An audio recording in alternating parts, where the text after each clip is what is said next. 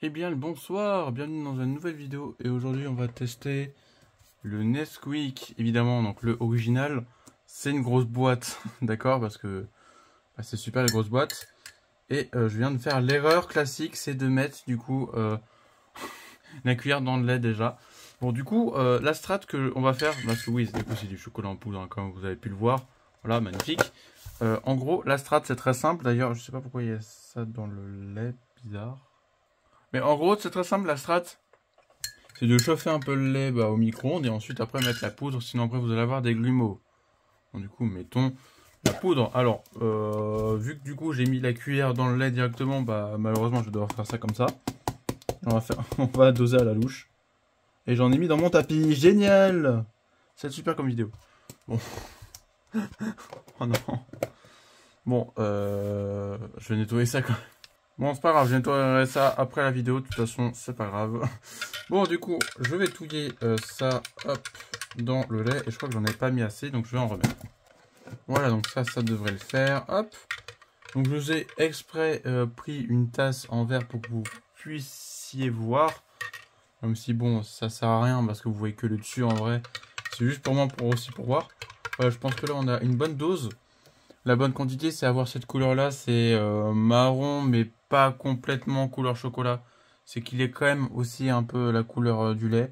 Donc l'entre-deux, voilà. Et là, c'est bon, là, il n'y a pas de grumeaux, donc là, c'est prêt à être dégusté. Là, on est en printemps, il fait quasiment 26 degrés. Hein. Bon, les chocolats chauds, vous pouvez aussi les faire en version froide.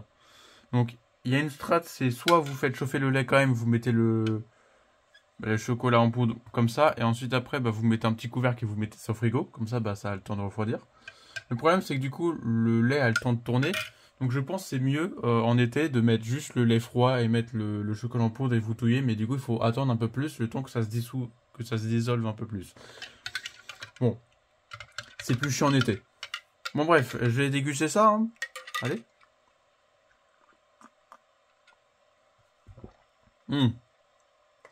Alors, il faut prendre en compte que j'ai pris du coup un lait classique, hein, voilà, normal. Un lait demi-crémé, bien évidemment. Donc, il faut prendre en compte aussi le lait que vous choisissez. Donc, ça va pas être le même goût selon votre lait.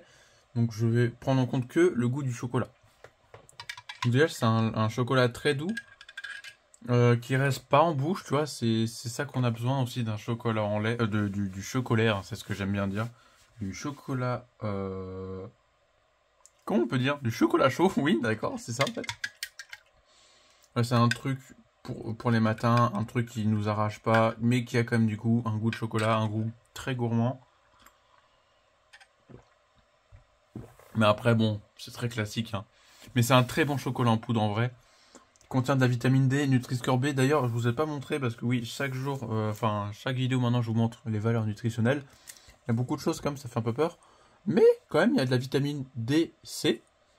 Du calcium très important parce que le matin, forcément, tu as besoin de l'énergie, donc forcément, il te donne du calcium.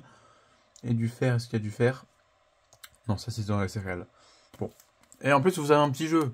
Super, ça j'ai jamais vu c'était quoi le jeu. Super. Ah, comment est calculé le Nutri-Score? 2 cuillères à café bombette Nesquik. 200 ml de lait demi-crémé. Et c'est prêt. Ah, donc il vous montre la dose exacte. C'est à peu près ce que j'ai mis, mais un peu plus. Bon, de toute façon, je suis quelqu'un de très gourmand. Après, c'est à vous de choisir hein, quelle dose vous voulez mettre.